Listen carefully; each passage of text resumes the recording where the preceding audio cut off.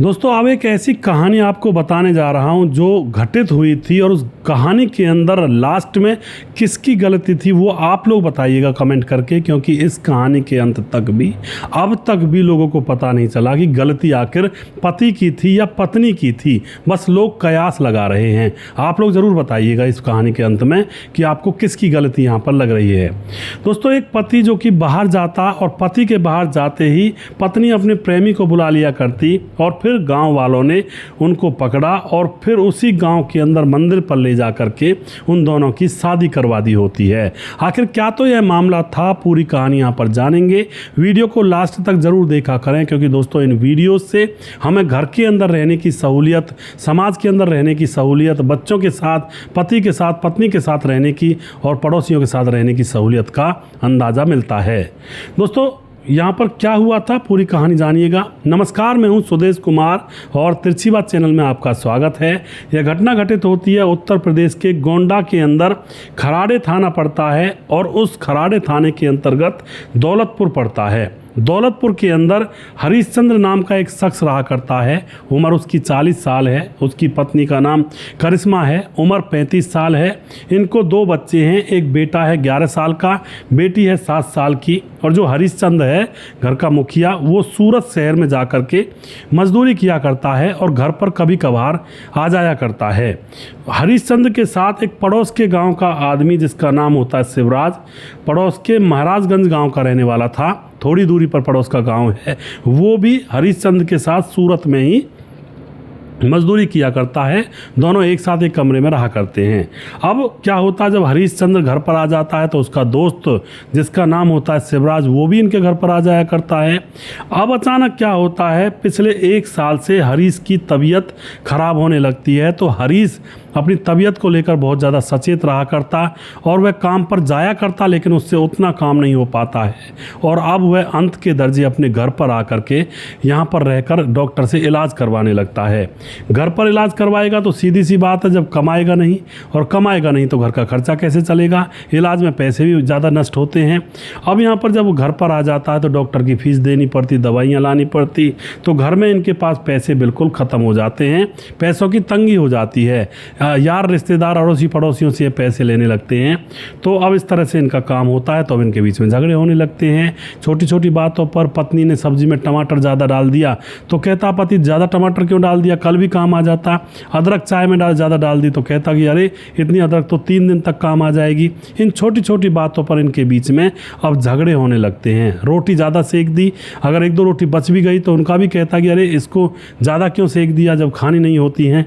तो अब इनके बीच में जब झगड़े होने लगते हैं तो ये जो दोस्त होता है हरिश्चंद्र का, शिवराज, वह इनके घर पर आने लगता है हालचाल लेने के लिए। और कई बार इनको समझा भी दिया करता है कि तुम लोग लड़ा मत करो, क्योंकि लड़ाई झगड़े में कुछ नहीं है, अच्छे से रहो, बुरा वक्त है निकल जाएगा। कुछ पैसे भी वो इनको देकर चला जाया करता। अब इसी तरह से होता है यारी दोस्ती में। अगर यार दोस्त कोई अपना यार मानता है तो यार के बुरे वक्त में काम आएगा। अगर कोई बस ऊपरले मन से यार दोस्त कहता है किसी से तो वो कभी भी काम नहीं आएगा, बुरा वक्त हो या सही वक्त हो। अब तो यहाँ पर क्या होता है दोस्तों, हरीश को लगता है कि उसका दोस्त जल्दी जल्दी मुझे देखने इसलिए आता है कि उसका मेरी पत्नी के साथ अफेयर चला हुआ है। अब ये बात उसने बीमारी की वजह से सोची थी कि भाई बीमारी में दिमाग खराब हो गया, या फिर उसका दोस्त और उसकी पत्नी सच में ही एक दूसरे से चौंस लड़ा रहे थे। अब ये तो बाद में पता चलेगा। अब बार बार वह देखता कि उसकी पत्नी उसके दोस्त शिवराज से हंस कर बातें करती। चूल्हे पर वो खाना बना रही होती तो वहीं पर जाकर बैठ जाता कि भाभी जी लाओ 2 रोटी मुझे भी दे दो, और क्योंकि वह पैसे वगैरह और अनाज वगैरह इनको दे जाया करता था, इनकी मदद कर रहा था। अब जो पति होता है यह देख देख करके अंदर ही अंदर जला भुना करता और वह कह नहीं पाता अपनी पत्नी से। और फिर एक दिन की बात होती है, अचानक वह खाना खाता है हरिश्चंद्र, और उसके बाद वह बीमार पड़ जाता है। और बीमार पड़ने के बाद जब डॉक्टर के पास जाता है, डॉक्टर को बुलाया जाता है, तो डॉक्टर से चुपचाप पूछता है कि क्या कारण हुआ जो मुझे उल्टियाँ लगी और मुझे इतनी बीमारी हो गई।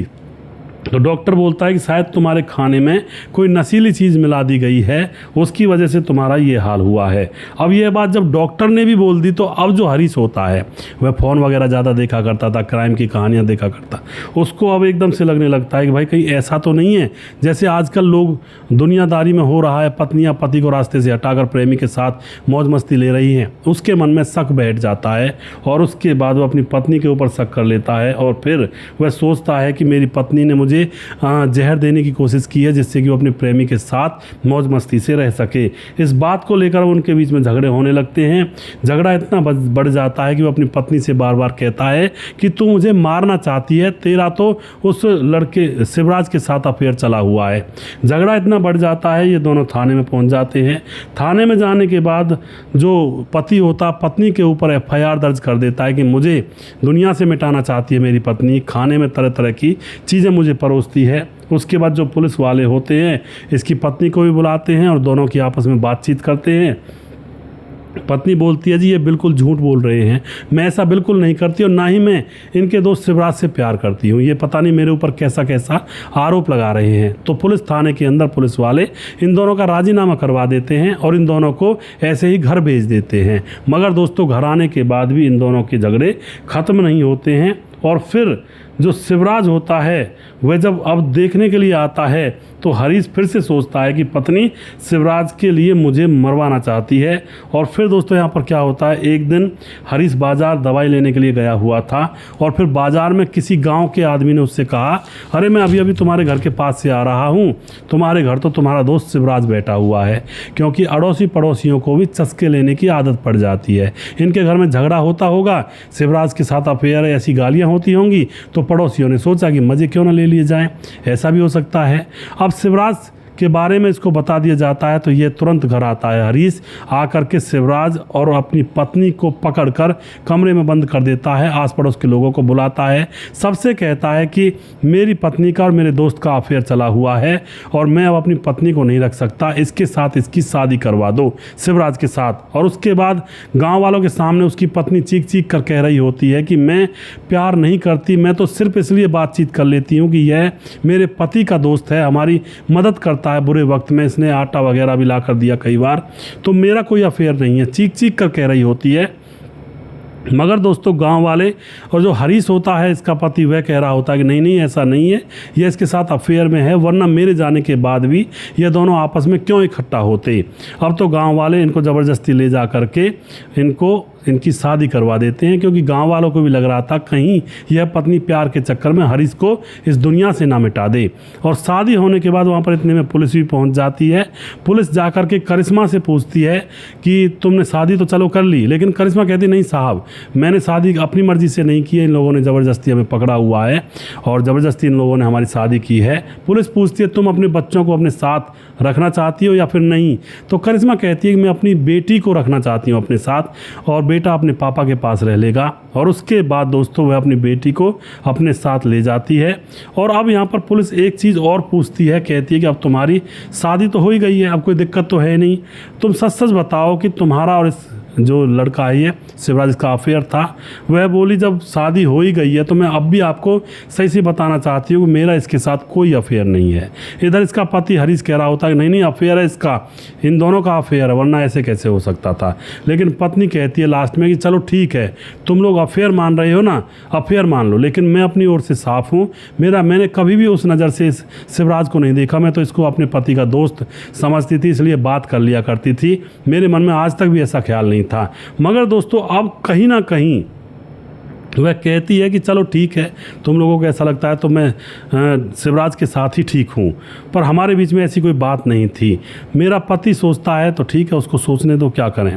अब जो शिवराज होता है वह और उस लड़की की शादी हो जाती है, तो अब ये जो पत्नी होती है कहीं ना कहीं मन में ये भी सोच लेती है कि चलो रोज़ रोज़ के झगड़ों से तो यही अच्छा है, मैं अलग हो गई, और अलग भी अकेली नहीं, मुझे पति मिल गया, इसी का दोस्त शिवराज।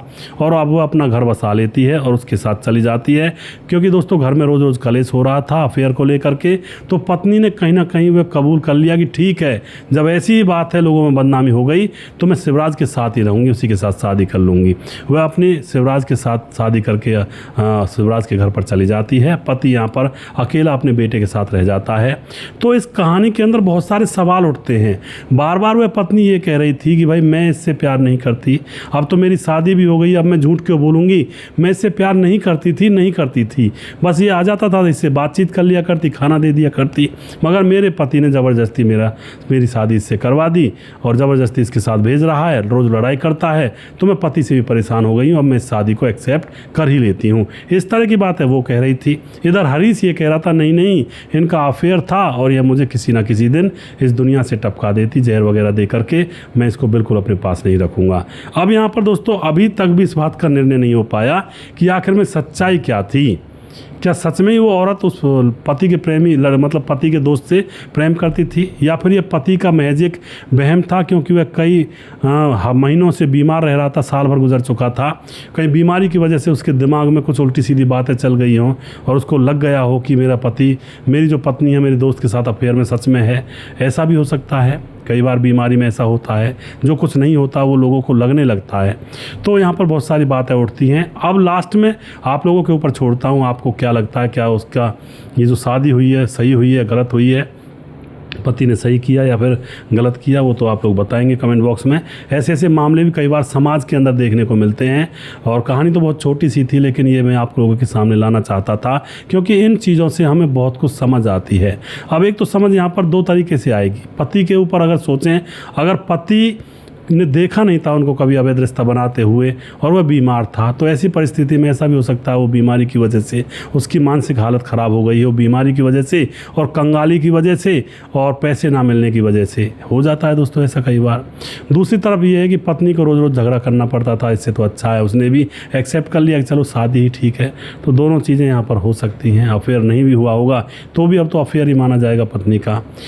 तो आप बता सकते हैं कमेंट बॉक्स में कमेंट करके। वीडियो के लास्ट में कुछ भाइयों के नाम लेना चाहूँगा जो हमारे वीडियोस को देखते हैं, हमें सपोर्ट करते हैं। राजू मौर्य कमेंट करते हैं, समाधान पाटिल कमेंट करते हैं, भाई साहब कहानी नहीं आती थी तो बहुत परेशान हो गया था, अभी धन्यवाद है कहानी टाइम पे आ रही है। समाधान पाटिल जलगांव महाराज से। मुनुन श्रीवास्तव जी कमेंट करते हैं, आपकी ये कहानी बहुत सुंदर थी और मैं 3-4 दिन से आ नहीं पाया था क्योंकि शादी की सालगिरह थी और उसमें लगा हुआ था, मंदिर पर भंडारा भी किया था। तो गोपालगंज बिहार 28 वार्ड नंबर 23 से हैं, 21 तारीख को आपका यह पहला वीडियो देख रहा हूं। तो मनोज श्रीवास्तव जी आपका बहुत बहुत धन्यवाद, आप इसी तरह से सपोर्ट करते रहें। उसके बाद धीरज बंडवाल, माँ ने सही किया। और उसके बाद रोहतास गुज्जर कमेंट करते हैं, आपकी कहानी बहुत सुंदर होती है। मोहन सिंह कमेंट करते हैं, भरत तिवारी, मुकेश कुमार यूपी 83 से। माया चौरासिया कमेंट करती हैं, धीरज बंडवाल, माँ ने कलेजे पर पत्थर रख कर ऐसा किया लेकिन लाजवाब किया। जी बिल्कुल धीरज भाई, बहुत अच्छा किया उस माँ ने। सूरज डीओ फिजी से कमेंट करते हैं, बहुत बहुत धन्यवाद करता हूँ सूरज भाई आपका। राम सिंह यादव कमेंट करते हैं, कपिल देव प्रजापति कमेंट करते हैं, ऋतिक करकी डोली कमेंट करते हैं। उसके बाद हमारे साथ खेमराज भाटी गुज्जर चट्टी जी भी नगर यूपी 16 से, राधेश्याम शर्मा से जयपुर राजस्थान से और वनराज नामदेव कोहली लगातार कमेंट करते हैं। और उसके बाद हमारे साथ कमेंट करते हैं राजकिशोर चौरसिया महाबलेश्वर महाराज से कमेंट करते हैं, छगनदास खारडाबाद राजस्थान से, दुर्योधन भाई लगातार कमेंट करते हैं, सुशील चौधरी हमारे लगातार कमेंट करते हैं। और उसके बाद हमारे साथ राम गोसाई हमारे लगातार हमारे साथ बने रहते हैं। और ताजी लोहमान हमारी बहन लगातार कमेंट करती हैं ऑस्ट्रेलिया से। राजेश श्रीवास्तव जी लगातार कमेंट करते हैं, भाई का बहुत बहुत धन्यवाद करता हूं। और जिला अयोध्या से हैं। और अभी भी किसी भाई का नाम रह गया हो तो उसका नाम अगले वीडियो में ज़रूर लूँगा। अगला वीडियो बहुत जल्दी फिर से लेकर आऊँगा, तब तक आप खुश रहें, सावधान रहें। जय हिंद, जय भारत।